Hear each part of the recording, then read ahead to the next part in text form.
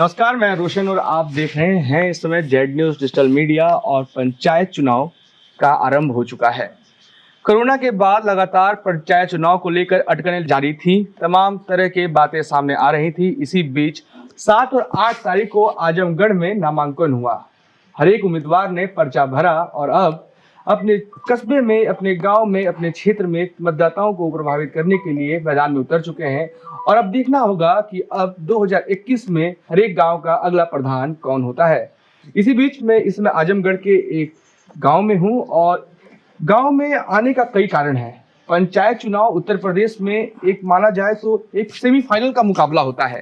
कारण ये रहता है कि अगले साल विधानसभा का चुनाव है और इसलिए पंचायत चुनाव और प्रधान जिला पंचायती और बीडीसी का चुनाव बेहद अधिक महत्वपूर्ण होता है, क्योंकि इसमें एक तरह से बड़े पार्टी के नेताओं को प्रधानों के साथ एकजुट करने के लिए मौका मिलता है। इसलिए प्रधानी का चुनाव उत्तर प्रदेश एक राज्य के मामले में, जनसंख्या के मामले में अधिक बड़ा है, तो यहाँ पे पंचायत चुनाव बहुत महत्वपूर्ण रखता है। और इसलिए आप देख सकते हैं कि इस बार कांग्रेस, बीजेपी, आम आदमी पार्टी और समाजवादी पार्टी, तमाम लोगों ने जिला पंचायती में अपने अपने प्रत्याशी उतारे भी हैं।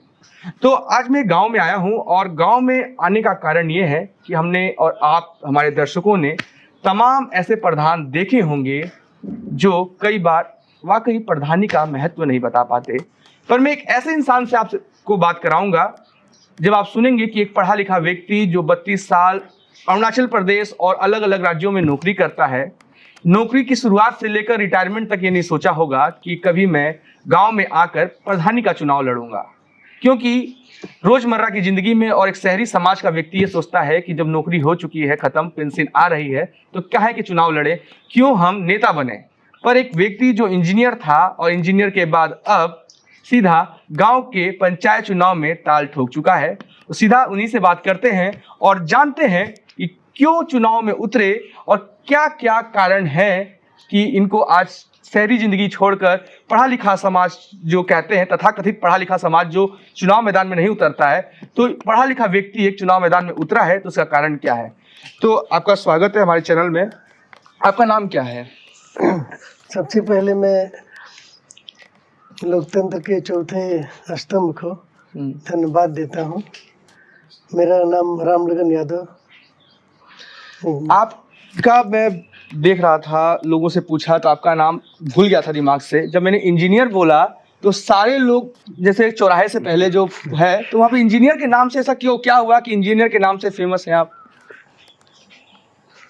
लोग इंजीनियर ही बोलते हैं। हाँ। अब चुनाव का माहौल है, 7 तारीख को आपने पर्चा भर दिया है। क्या कभी आपने 90 से पहले क्या भर्ती हैं थे? 81 में थे। तो क्या आपने कभी सोचा था 81 में, और जब रिटायरमेंट हुए, कि मैं कभी गांव में आके चुनाव लड़ूंगा? नहीं, गांव में रहने का तो सोचा था। हाँ, चुनाव लड़ने का? नहीं, गांव में जो है रह करके अपनी जन्मभूमि है, उसमें तो रहने का सोचा था। लेकिन चुनाव के बारे में तो ये चीज़ कोसों दूर थी मन में। रिटायरमेंट के पहले तो छोड़ दे, रिटायरमेंट होने के बाद में भी अभी 4 महीने पहले भी नहीं सोचा था, 5 महीने पहले तक भी नहीं सोचा था। लेकिन हाँ, एक चीज़ जो मैं लगातार गांव में जब रहने लगा तो मुझे खटकती थी कुछ चीज़ें। सरकारी पैसे को सही जगह में नहीं पहुंच रहा है, क्योंकि सरकार तो जो है पैसा तो भेजती है जरूर गांव के विकास के लिए, लेकिन वो विकास तो मिनिमम 10-20% ही नज़र आता है, बाकी नहीं आता है। बाकी तो कागज में तो 100% ही होगा।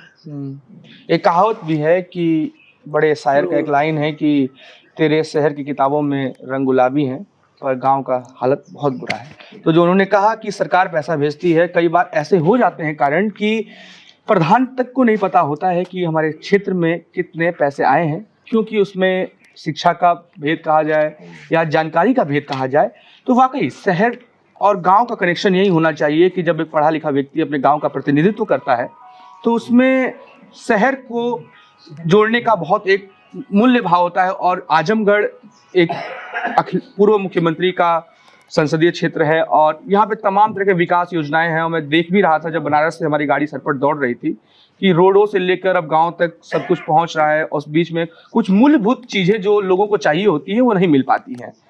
एक चीज पूछूंगा कि घर का रुझान क्या रहता है आपके लेके चुनाव को लेकर, क्योंकि कभी सोचा नहीं होगा परिवार ने कि हम या बच्चों ने कि कभी हमारे पिताजी चुनाव लड़ेंगे गांव जाकर रिटायरमेंट के बाद। नहीं, हम बच्चों से या अपनी पत्नी से, यहाँ तक कि अपने परिवार के किसी भी सदस्य से इसके बारे में चर्चा नहीं किया, लेकिन इतना जरूर हम जानते हैं कि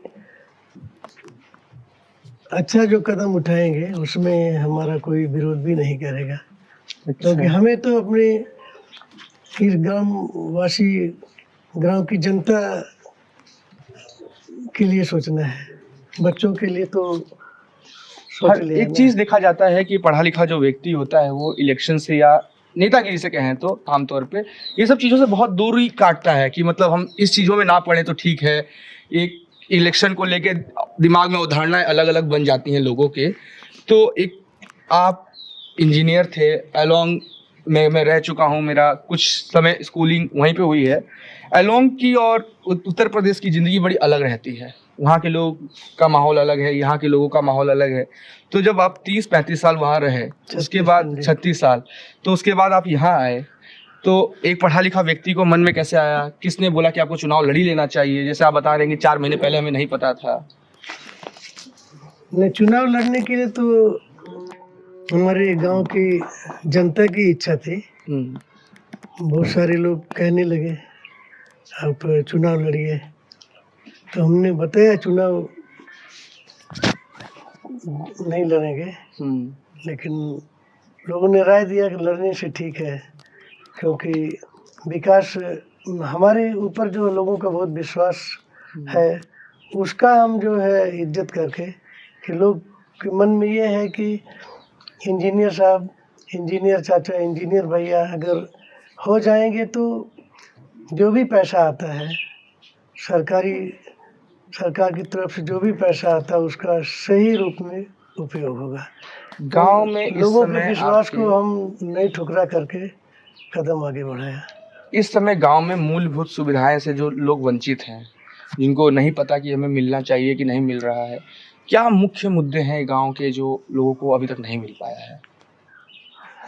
समस्याएं तो बहुत है और हर समस्या का समाधान तो चुटकी में तो नहीं होगा। बहुत समस्याएं, अनगिनत समस्याएं हैं। गरीबी है, आवास योजना मुख्य जो है आवास का है। लोग जो है मंडी में रह रहे हैं। मंडी तो आप मीडिया कर्मी हैं और खुद इसी समाज के हैं तो आपको मालूम है। कुछ लोग जो है पन्नी लगा करके भी रह रहे हैं, तो मजबूरियां हैं, रहना ही पड़ता है। तो मुख्य जो है आपको आवास का है। बाकी गांव का छोटी मोटी सड़क है। गांव के अंदर जो है सीसी रोड चाहिए, फुटपाथ जो रोड है वो सब चाहिए। नालियां हैं, नालियां बनी हैं, लेकिन उसका सही जो है डिस्पोजल कहाँ पर डिस्पोज आप करना है वो समस्या है। एक चीज बताइए, जैसे कि जब हम आ रहे थे शिक्षा की समस्या है। हाँ, आपको शिक्षा की बात मैं कर रहा था कि हाँ। आपके जो 2 पुत्री और 2 बालक हैं और सब बाहर से पढ़े हैं, सब चुनाव में आएंगे भी, उनका माइंड सेटअप अलग होता होगा कि नहीं पापा चुनाव नहीं लड़ेंगे, रिटायर हो चुके हैं, आराम करें। तो उनका क्या मतभेद रहता है, क्या मन रहता है कि वहाँ मतलब क्या बोल रहे होंगे कि चुनाव लड़ें ना लड़ें? नहीं, मना तो किसी ने भी नहीं किया है। बेटियां तो बाहर में हैं, कभी कभार फोन में हालचाल ले लेती हैं। बड़ा बेटा तो है इंटरेस्ट, छोटा बेटा भी है, लेकिन मना तो नहीं करता, लेकिन बहुत इंटरेस्ट भी नहीं है, क्योंकि सबका अपना अपना जो है विचार है। सबको सोच अलग है, सबको सोचने का पूरा अधिकार है। शहर के विकास और गांव के विकास में एक बहुत अंतर हो जाता है। शहर के लोग गांव में आने से डरते हैं, या कहे कि जो हमारे साथ के भी कई लोग होते हैं जो पढ़ते हैं तो गांव में अब जाना पसंद नहीं करते हैं। तो ऐसा क्या आपने सोचा होगा कि इन 5 सालों में, आने वाले 5 सालों में अगर आप यहाँ से जीतते हैं तो सबसे मुख्य जो बदलाव आप करेंगे वो क्या होगा?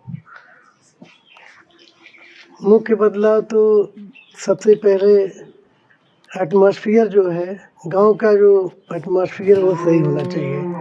हम यही कोशिश करेंगे कि गांव का पहले एटमॉस्फेयर ठीक हो, माहौल ठीक हो जाएगा तो स्टेप वाइज आपका आवास की समस्या उसको हल किया जाएगा। बहुत सारी योजनाएं हैं जो लोगों को पता नहीं होती है। क्योंकि मैं एक ऐसे विभाग में रहा हूँ, मुझे मालूम है कि कहाँ कहाँ से वो योजनाएं आती हैं। न जानकारी की वजह से ही अजानकारी के बजट अभाव नहीं आ में। पाता है। मैं किसी भी प्रतिनिधि को, वर्तमान हो या उसके पहले को, उसको दोषी नहीं मानता हूँ। उनका अपना सोचने का अंदाज, काम करने का अंदाज सबका अलग अलग है, लेकिन मेरा अपना भी अंदाज है। मुझे किस भी तरह से गांव के विकास के लिए किसी भी दरवाजे पे जाके माथा टेकना पड़ेगा। माथा टेकने का मतलब कि सरकार के हाँ, पास, सरकार के पास, ऑफिस में हाँ, जाके। ऑफिसर उसको ले आकर के विकास करूँगा। इस समय नामांकन अपने साथ को भरा था जी। और उसके बाद क्या माहौल है समीकरण का गांव में लोगों का, कि क्या एक व्यक्ति जो बाहर रहा उसका लेके कि क्या होगा चुनाव में, क्या लग रहा है इस समय? देखिए, समीकरण जो है हमारा अपना सोच है। समीकरण कैसा भी हो, जनता जो है जब मन में बैठा लेती है कि इंजीनियर को देना है, इंजीनियर को देना है, इंजीनियर, यही आवाज़ है। और एक चीज़ होती है और सुनते भी हैं, मैं खुद बलिया का रहने वाला हूँ और इन चुनाव को बड़ी प्राथमिकता दी जाती है लोगों को लुभाने के लिए। एक पढ़ा लिखा समाज का एक व्यक्ति क्या वाकई लोगों को लुभाने में दिलचस्पी रखता है या फिर उनको काम के बदले वोट मांग रहा है? ये काम कि मैं ये करूँगा उसके बदले, या फिर पैसे खिलाकर हाँ, वो? मतलब हमको तो काम करने का अवसर तो मिला नहीं है, लेकिन हम यही विश्वास दिला रहे हैं और जनता को विश्वास भी है कि ये काम करेंगे, इसलिए इनको वोट देंगे।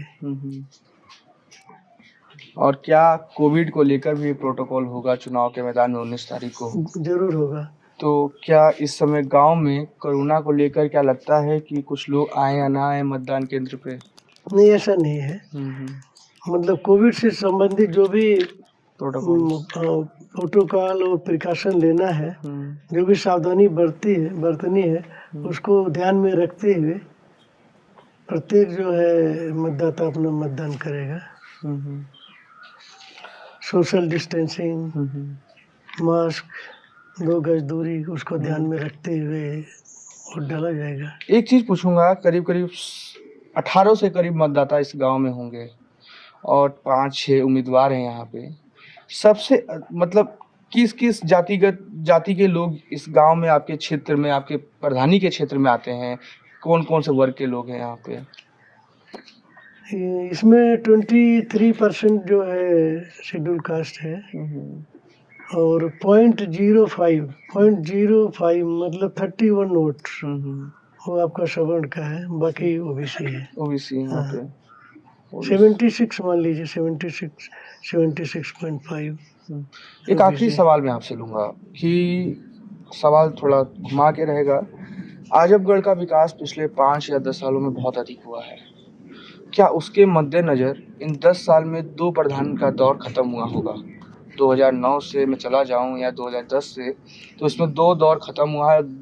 10 सालों के भीतर आजमगढ़ के शहरी क्षेत्र का विकास बहुत अधिक हुआ है। क्या आपको लगता है कि उस 10 साल में जो आजमगढ़ बदला है रोडों पे, वो आपके गांव में बदल पाया है कि नहीं बदल पाया है? नहीं बदल पाया। क्या इसलिए हम सरकार से यही कहना चाहते हैं ना कि भारत का जो हृदय जो है गांव है, आबादी भी गांव की ज़्यादा है। जब तक गांव का विकास नहीं होगा तब तक भारत का विकास नहीं होगा। तो उसी पे एक सवाल मेरा जो था रैंडमली कि जब आप रिटायरमेंट के बाद यहाँ आए थे और अभी का जो माहौल है उसमें आपको कोई अंतर दिखता है? काफ़ी अंतर है। जनता जुड़ गई है हमारे साथ। ऐसे भी हमारा पहले में भी नौकरी में रहने के समय में भी आना-जाना हमारा गाँव में ही ज़्यादा रहा है। लेकिन वही था, समय अभाव था। 2 दिन के लिए आए, 4 दिन के लिए आए, किसी से मुलाकात हुई, किसी से नहीं हुई, कुछ खास लोग से मिले, प्रणाम किए, चले गए। लेकिन अभी जो है, जब से यहाँ रहने लगे, तब से गाँव में ही रह रहे हैं। गाँव अपने सब लोगों से मुलाकात होती रहती है। अच्छा। कितने सालों से इस समय गाँव में हैं? रिटायरमेंट कब हुए थे आप? नहीं, हम मार्च 28 फरवरी को रिटायर हुए थे। आए थे मार्च में। इसी साल? हाँ, नहीं, पिछले 17 में 4 साल होने वाला है। 17 में? 4 साल हो ही गया है। अच्छा, 17 में। हाँ, तो मतलब मान लीजिए अप्रैल 2016 में हाँ, प्रधानी का चुनाव यहाँ हुआ था और हाँ, 2017 में आप आ गए थे। हाँ, हाँ, ये जी, जी। यही मतलब 2015 में था, हम 17 में आए हैं। 2015 में था। हाँ, मई से तो लगातार हैं, बीच में कहीं बाहर फॉरेन चले गए थे, ताइवान, कभी मुंबई गए थे, बेटा क्या वहाँ गाँव रहता को था। लोगों को लगता है कि एक पढ़ा लिखा प्रधान जो ताइवान की बात कर रहे हैं अलोंग अरुणाचल प्रदेश, खैर जो लोग गए हैं उनको पता है, कनाडा भी गए थे। कनाडा, हाँ, हाँ, क्यों लगता है कि इतना शहर देश घूमने वाला व्यक्ति गांव में आया है, तो गांव को समझने में कभी दिक्कत हुई आपको? क्योंकि इतने साल 35-36 साल अरुणाचल में रहे, वहाँ का माहौल और यहाँ के माहौल में आकाश पाताल का अंतर कहा जा सकता है। आकर कभी लगा आपको समझने में, बोलचाल में? नहीं, नहीं, ऐसा तो नहीं लगा। हमारा बचपन इसी गाँव में बीता है ना। 12 की पढ़ाई हमारी इसी देहात एरिया में हुई है। नौकरी भी किए, तो आप बता रहे हैं कि आप आलंग में थे, अरुणाचल के आलंग में थे। तो शहरी और देहात दोनों का मिला-जुला असर था ना वहाँ हाँ, पर। अलोंग मिला हाँ, जुला। इतना ज़रूर था कि यहाँ पर लोग बोलते हैं आदिवासी, तो आप तो खुद देखे हैं कितने एडवांस थे।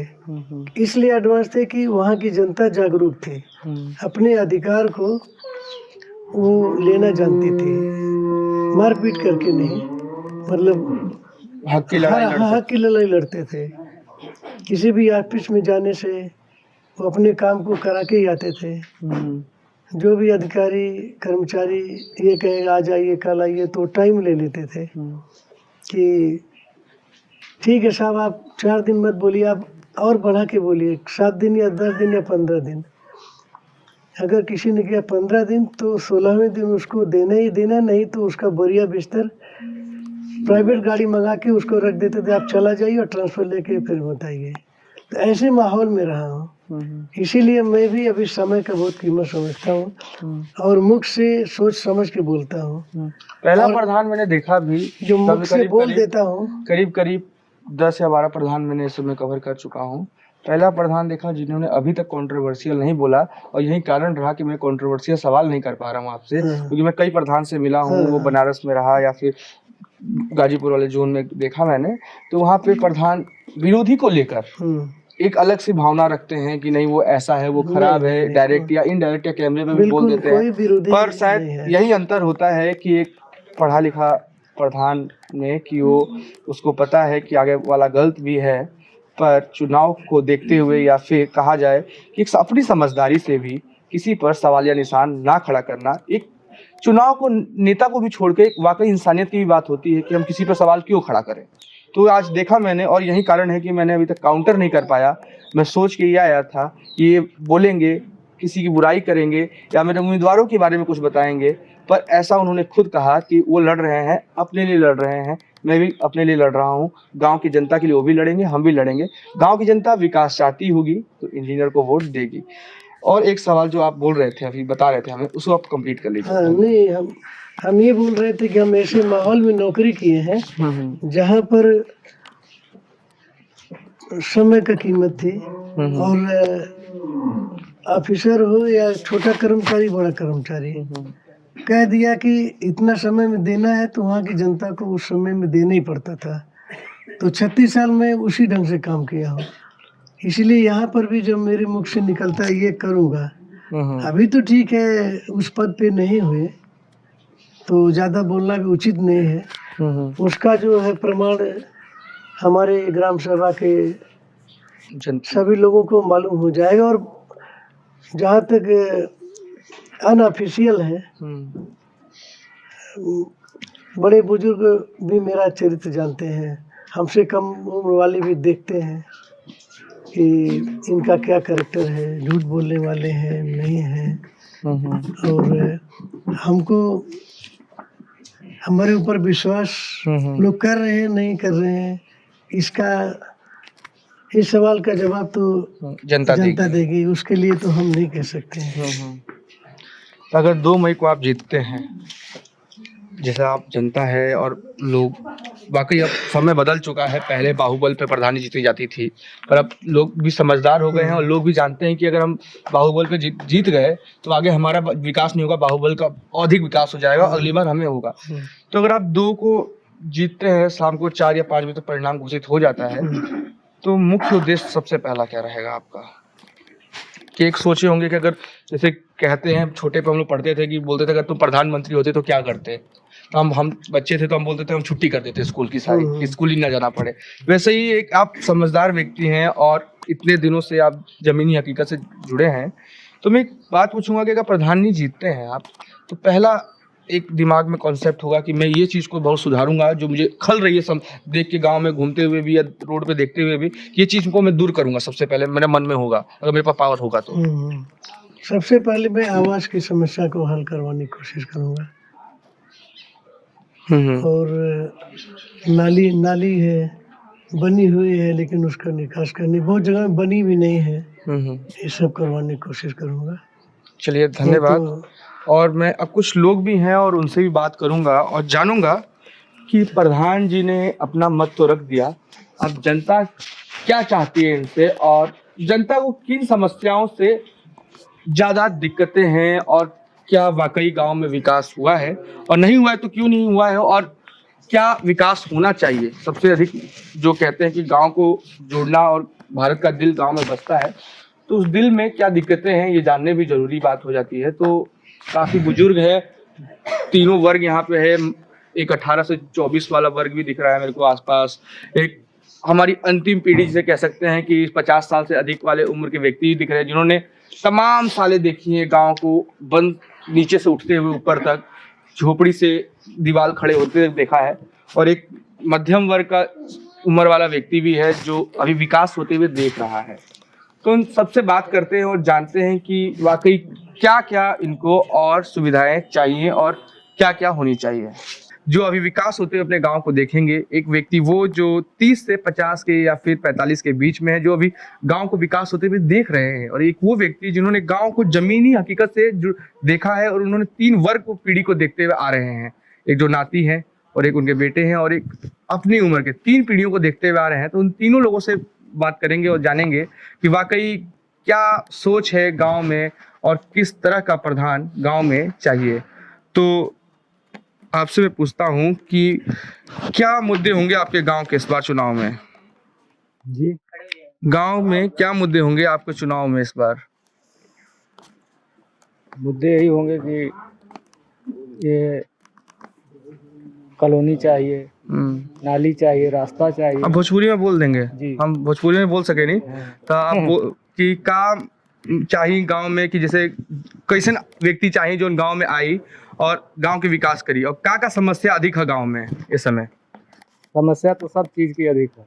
न हमारे गांव में कोई नाली दुरुस्त है, न रास्ता सही है, हाँ, न लाइट बिजली पे कोई खंभे पे कोई लाइट जल रही है, सब समस्या हमारे गांव में।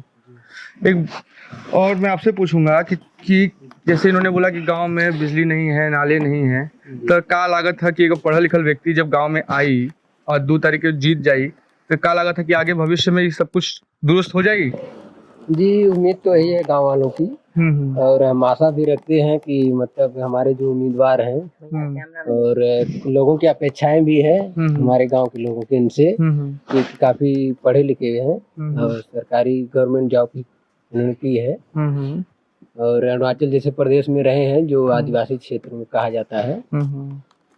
और जैसे हमारे गांव में समस्याएं तो बहुत हैं, पिछले 50 सालों से देखा जाए तो आगे आने वाले 5 सालों में ही सारी समस्याओं के खत्म कर देंगे, ऐसा अभी सोचना गलत है कि 5 सालों में पूरा एकदम, जो भारत सरकार का एक पुरस्कार होता है आदर्श ग्राम पंचायत का, वो हमारी अपेक्षा है कि अगले 5 साल में मिले हमारे गांव को। ऐसे हमारे गांव में जो सबसे बड़ी समस्या है वो नाली की है, सड़क है हो गई, क्योंकि लोगों ने नालियों पे अतिक्रमण कर रखा है, सड़कों पे भी अतिक्रमण कर रखा है, और भी ग्राम समाज की जो जमीन है उसमें भी अतिक्रमण है। तो अतिक्रमण से मुक्त करना भी इनकी एक बड़ी चुनौती होगी कि सड़कों, हमारे जो रास्ता है सरकारी, उसमें भी अतिक्रमण हुआ है। और लोगों की आवास की भी समस्याएं हैं, जैसे लोग अभी भी कुछ लोग पात्र लोग हैं जिनको आवास नहीं मिला है, उनको मिलना चाहिए। चलिए, मैं और भी आपको भी हैं और अब कुछ बुजुर्ग लोग से बात करूंगा कि जैसे इन्होंने बताया कि गांव में अतिक्रमण की समस्याएं हैं, नाली की समस्याएं हैं, ये एक बहुत अधिक चुनौती का समय हो जाता है। और इस कोरोना काल में तो ये सब चीज़ों की बहुत मांग हो चुकी है कि नालियाँ साफ़ हों, सड़कें दुरुस्त रहें, कि लोगों को कोई दिक्कत ना हो, कीड़े मकोड़े ना पड़े। कि 10 साल में आजमगढ़ का शहरी क्षेत्र का तो विकास खूब हुआ है, पर क्या आपको लगता है कि आपके गांव का 10 साल में कुछ माहौल बदला है विकास के में?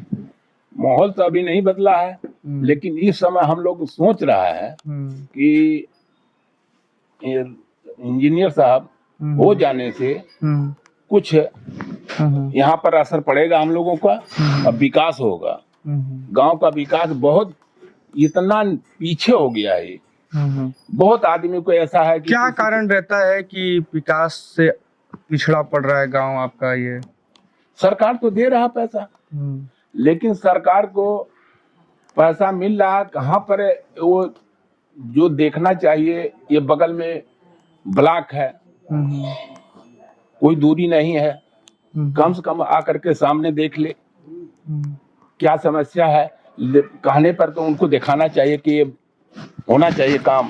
नाली का हुआ, आपका रोड का है, किसी को कॉलोनी का है, ये बहुत बड़ी समस्या है। तो हम लोग उम्मीद रखता है इनको जीतने के बाद ये सब 5 साल के अंदर में अपना करिश्मा ये दिखा देंगे।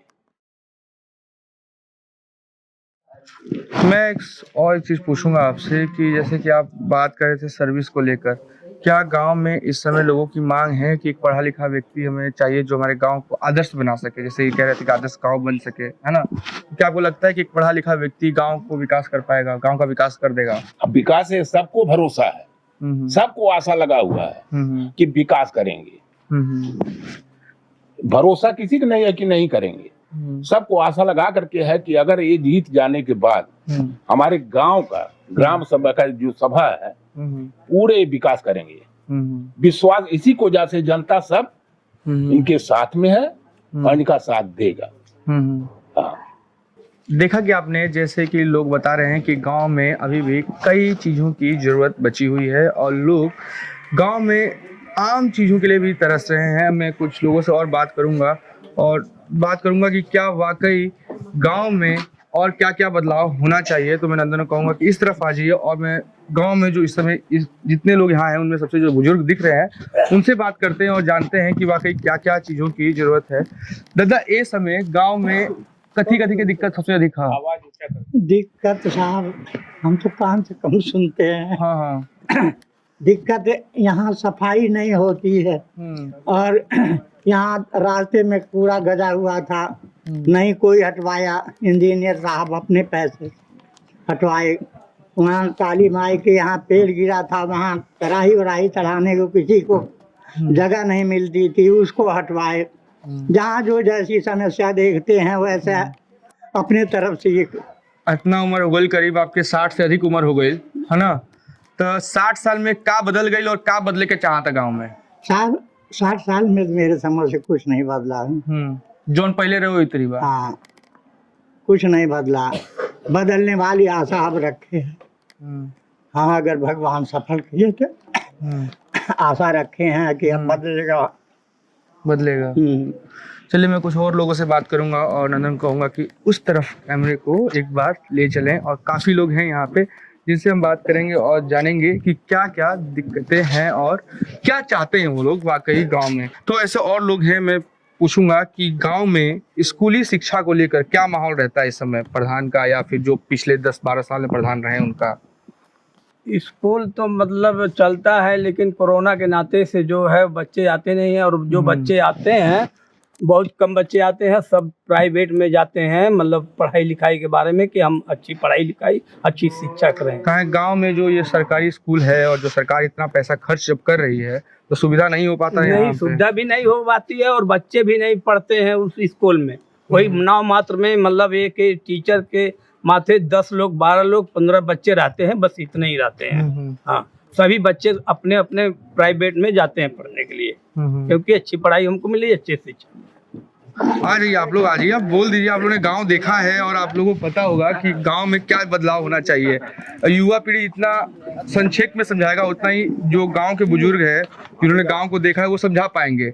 तो क्या लगता है इस बार की एक इंजीनियर चुनाव लड़ रहा है, तो क्या आपको लगता है क्या वाकई विकास हो पाएगा गाँव का? कि कई लोग समस्याएं बता रहे हैं, जिनसे बात कर रहा हूँ समस्या ही बता रहा है। सब लोग तो यही उम्मीद रखते हैं कि इंजीनियर साहब हो जाएंगे तो विकास होगा गांव का। उम्मीद प्रत्याशी को होता है, जनता को पता होता है कि हम किसको वोट देंगे।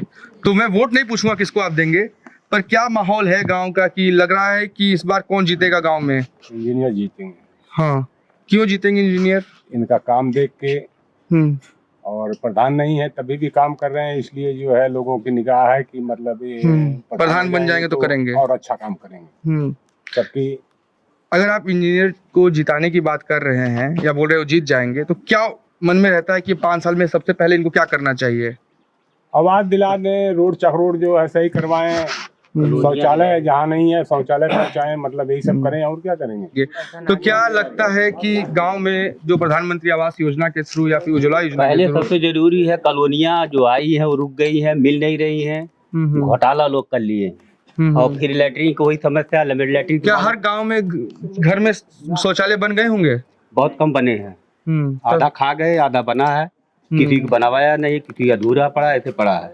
तब दलालों का खाना पीना, तब पैसा कौड़ी रोक के ले लेके कमीशन खा गए, बाकी रुकवा दिए। 100 कॉलोनियाँ आई थी, हमने पूछा उससे तो कह रहे हैं 100 कॉलोनियाँ पड़ी हैं भी है, 80 70 80 है, 20 25 निकाल लिए उसमें से। अच्छा, और तब इसी चक्कर में इंजीनियर साहब को उठाए हैं कि अब की अगर जीत जाएंगी तो सारा काम ये करेंगे। अब बाकी थोड़ा बहुत कर भी रहे हैं, सुविधा सबको जिसको जैसे जैसा है उसका मदद करते जा रहे हैं। बहुत पहले से भी कर रहे हैं, अभी कर रहे हैं, अब फिर करेंगे, जीतने के बाद भी करेंगे। और ये प्रधान जो रहा बहुत नहीं, ये गाली होली का ना करेंगे, सही नहीं रहा और हमारे एडिटर्स को दिक्कत हो जाएगी। यही सब समस्या है। चलिए ठीक है, कभी कभी आदमी आक्रोश हो जाता है जब 30-40 साल में 6-7 प्रधान देख लें और गांव का विकास ना हो पाए। 5 उंगलियां जब बराबर नहीं होती तो 5 लोगों की सोच भी बराबर नहीं होती है। खैर, जैसे लोग अब अपनी अपनी मतों की बात कर रहे थे और कुछ लोग ये भी बोल रहे थे कि गंदगी को दूर कराए, ना ये सोचते हुए भी, जैसे उनसे बात होते हुए पता चला कि करीब पिछले 4 महीने पहले भी इनको ये नहीं पता था कि मैं चुनाव लड़ूंगा या नामांकन कर पाऊंगा, पर लोगों ने जैसा बताया कि उनको हम चाहते हैं कि गांव में आए और विकास करें, इसलिए उनको उतार रहे हैं मैदान में। तो अब देखना होगा ये कि गांव में वाकई एक पढ़ा लिखा प्रधान की जरूरत है जनता को या फिर नहीं। क्योंकि एक वाक्य है, कहावत है कि जब एक पढ़ा लिखा समाज में एक व्यक्ति उसका प्रतिनिधित्व करता है तो समाज का रूप रेखा बदल जाता है। तो अब देखना ये होगा कि जो पिछले 5-10 सालों में प्रधानमंत्री द्वारा या फिर सरकार, केंद्र की सरकार हो या राज्य की सरकार हो, वहां तक दावा किया जाता है कि हमने उज्ज्वला योजना या फिर घरों गांव में घरें बनवा दी या फिर शौचालय बनवा दिए, पर जो जनता से पता चला और ये पता चला कि गांव में शौचालय भी बहुत कम है, 20 या 25% शौचालय बने हैं। तो फिर अब देखने की बात होगी कि आने वाले 5 साल में एक इंजीनियर जो 36 साल नौकरी करता है वो कितना विकास कर पाता है। कैमरामैन नंदन के साथ मैं रोशन कुमार, आजमगढ़। धन्यवाद।